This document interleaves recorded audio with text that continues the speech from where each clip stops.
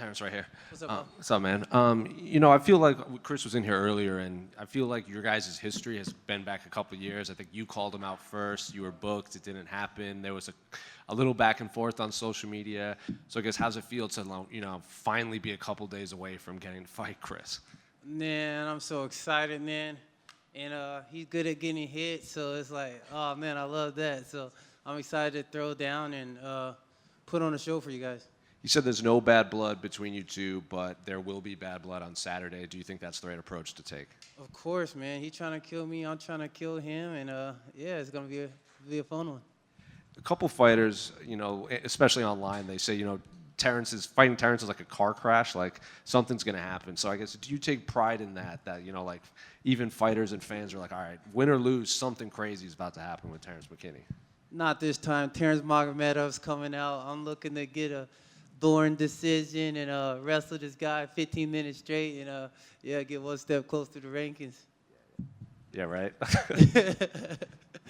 And I guess, since your debut and you had that, that 5-second knockout or 7-second knockout, whatever it was, the spotlight's been on you since then, essentially. So just how's life been and, from that point on to, now competing on, one of the bigger pay-per-views of the year? It's the same. Sometimes, I be wanting to tear up just to see how far God brought me. Every day, I'm truly grateful for every opportunity. Just being in this room, once I feel like I'm getting one step closer to where I want to be. And like I said, I want to headline an event one day, and I feel like this is the next step. And I'm excited to show my growth this weekend. There's a lot of lightweight fights happening. There's the other one with Grant Dawson on this card. They have the big interim fight coming up in January. So I guess, what do you make of the state of the division you're in right now? It's kind of sad because, a lot of my favorite fighters are getting old. But it's time for the new generation, and I think we're going to do a good job replacing them. Well, I was going to ask that. The top of the division seems closer to retirement outside of Armin, and there's this big recently surge of this youth movement, especially 155 pounds. Do you think you're kind of leading that since you kind of kick-started it with that knockout? I think I'm 100% in the mix, and we're going to prove that this Saturday. Good luck, man. Thank you. Terrance, right here in front of you. I had Eddie Alvarez on my podcast the other day, and we were talking about some of the lightweight fights on this card, and he was very praising of you. He said he feels you have UFC champion potential, and you just need to kind of put it all together. I guess, what do you make of that coming from one of the greatest lightweights in MMA history? That's a huge honor, and first time hearing that, so that's super sick. Thank you, Eddie. And I feel the same way. We just gotta, put it all together like he says. Push the cardio, and that's why I moved to Florida at Fusion XL. And I think we really get to see Terrance with IQ this time. And it might not look painted because I know I can still get him done in the first round, but yeah, we pushed the cardio. I'm training with Mike Davis, just a lot of beasts, so I know what the resistance is gonna feel like, and I'm comfortable with it now. Terrance, when you talk about Fusion XL and leveling up in your career and things like that, is there any part of you that regrets the way it went early on in the career, or do you think it was all a part of the process getting to this point?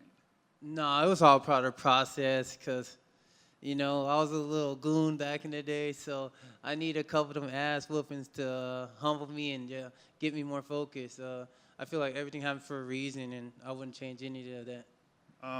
Is it Chris was talking about it a little bit yesterday.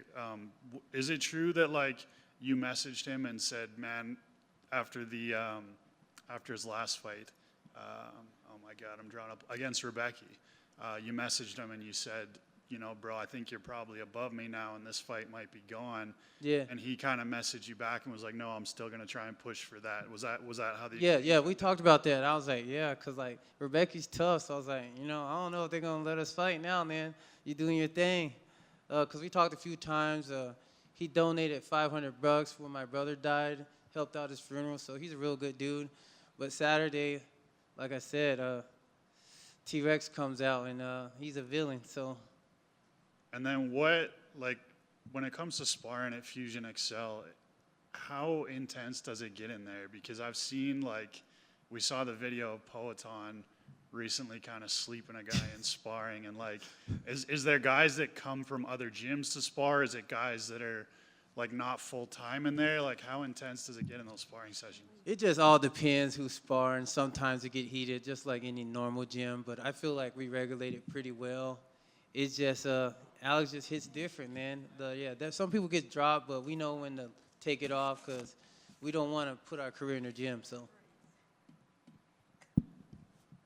Terrance, just one from me right here. What do you think the fans can expect from this version you say, Terrance with IQ, compared to the first one we saw, that one? You guys should expect the same thing, but if I see him being durable, we know to let off and really just use our speed and just pick him apart. I think I'm way more athletic, faster, and and he's going to find that out.